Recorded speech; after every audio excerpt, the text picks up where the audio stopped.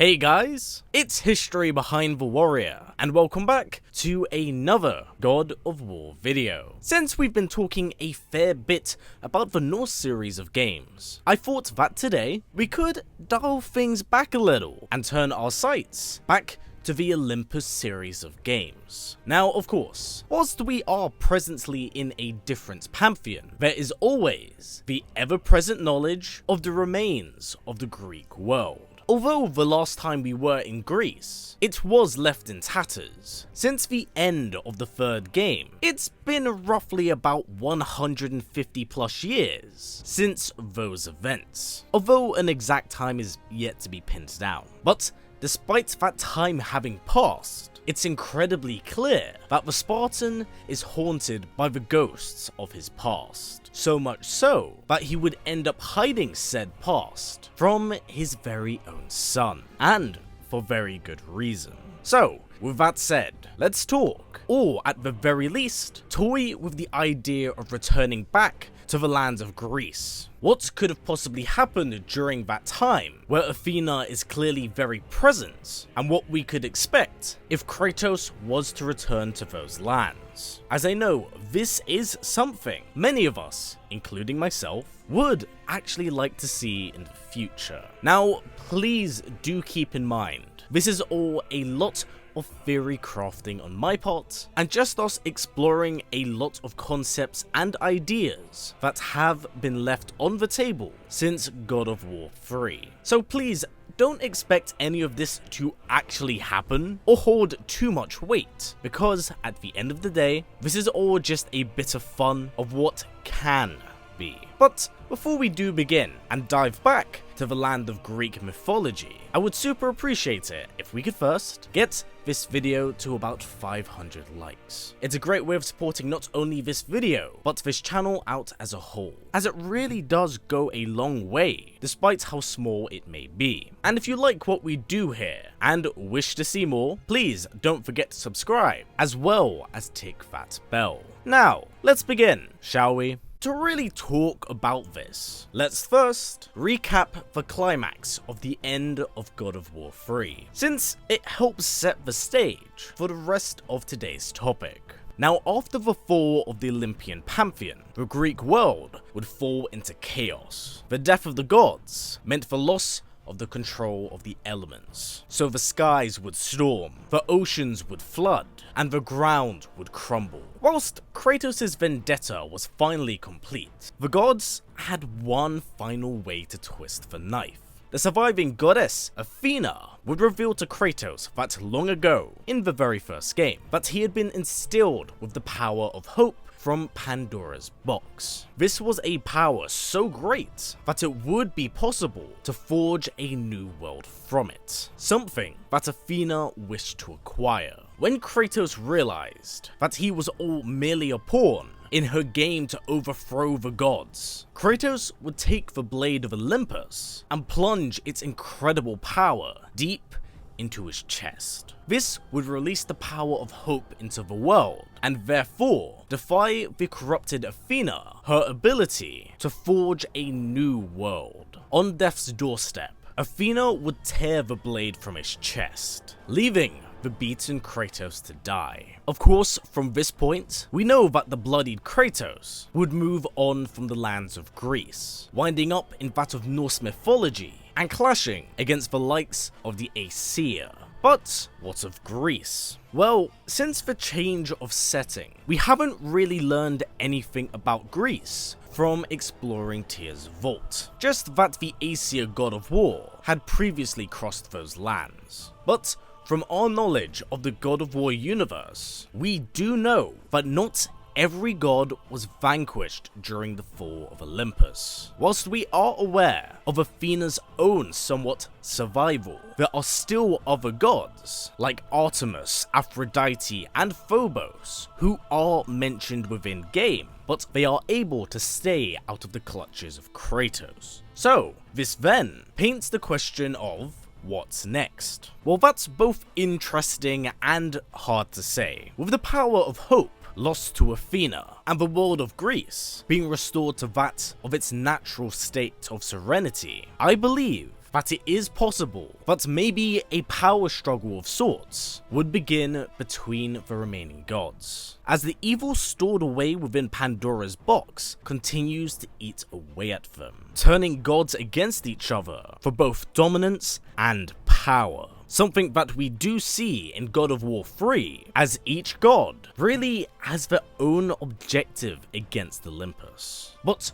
if such events were to unfold, I do expect this, of course, to end with Athena rising to the top, with the blade of Olympus in hand, a remnant of an old age. I could see her forging a new Olympus and a new empire, one that she desired so much for at the end of God of War 3, because we know that eventually the broken lands of Greece will eventually flourish with life once more. But I also have another idea that does tie this world into that of another. In the real world, the tales of Greek mythology are ones that are both iconic and influential, so much so that Roman civilization would adopt their tales and merge it with their own culture, more or less blending them together. The Greek tales of old predate that of Roman mythology by about 700 to 1,000 years, so it's understandable how they took so much away from this culture's pantheon. Now, if we were to incorporate these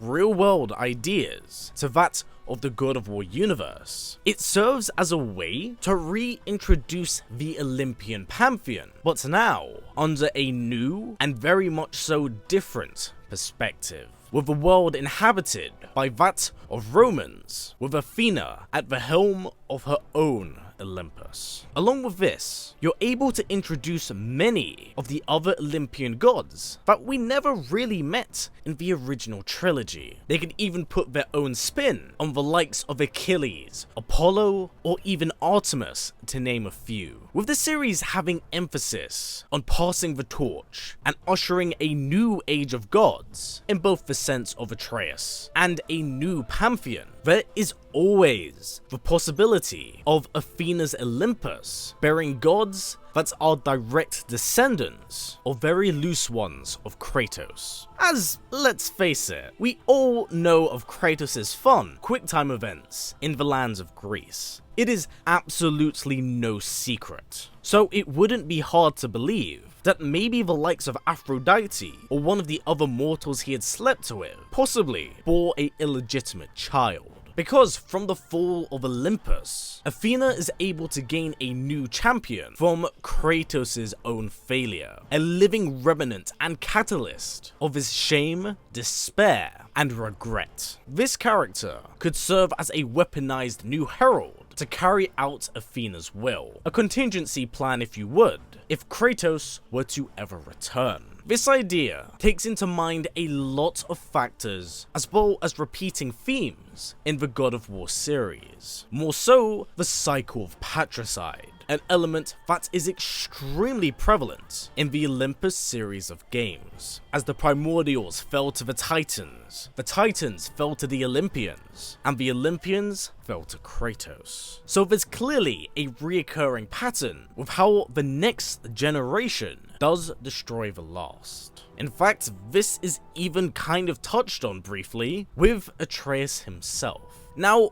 even with this in mind, the Greek world is filled with a large and vast amount of characters. So creatively, they are only bound by their own limitations of how they wish to write this narrative. But again, that is us all being completely under the assumption that we may return back to the world of Greece. So, with these ideas laid out, when would I think it would be an ideal time to return back to the remains of Olympus? Well, as much as I do love this idea, and I do miss those gods, I don't really want him returning back anytime soon. If Kratos is supposed to return to this new Olympus, I don't want it to be during or even after Ragnarok for a cheap nostalgic pop. To me, his return to this place would have to matter. It is something that is significant to Kratos as both a mortal and a god. It is the return to the start of his journey, the beginning of where the bloodshed began, and it would also help Atreus to understand the damage his fatherhood went through. I feel like it serves as an important lesson for both characters, with Atreus learning to harness the strength of his own fate, and for Kratos, in a way, to gain closure of the world and home he was forced to destroy. So, instead of immediately returning to Greece, I think I would much prefer us to first explore the other pantheons, build up those other worlds, and strengthen the relationship between Kratos and Atreus for an extremely personal and dark exploration of Kratos' character. It helps add more weight to the importance of such a personal tale, one that Kratos has been actively hiding from Atreus. And with Tyr's mural being a significant and pivotal bit of world building, we are only limited by what's on that tapestry. We still don't know of the other worlds that live beyond that. Plus, the more time that passes helps line up with the idea I put out there of the Romans inheriting Greek mythology. So this all kind of does overlap into each other. And even with this in mind, you can kind of feed into some old existing aspects of the original trilogy, answering questions like, where did the primordials really come from? What exactly is the madness of the Titans? And how exactly are the pantheons all loosely tied to each other? These questions all do exist, but it's just a matter of time of when they are answered. Now, going back to my question of when should Kratos return back to Greece? Well, if I'm honest, I think it should be at the end of his story. That doesn't necessarily mean death, mind you, but after the hundreds, if not so thousands of years of suffering this demigod has had to go under, the idea of Kratos finally being able to go back home and set down his weapons, knowing that it's all over, is a beautiful idea to me. And it is a poetic way of having things come full circle. By returning back here at the end of his journey, it could bring a true and definitive end to the Olympian series of games, tying up many of the loose ends regarding both Athena, the Blade of Olympus, and the madness of the Titans. It can truly explore the ideas and concepts of the sins of a father, and the possibility of Kratos maybe having other children tied to his divine lineage. It helps create this idea and conflict of what Atreus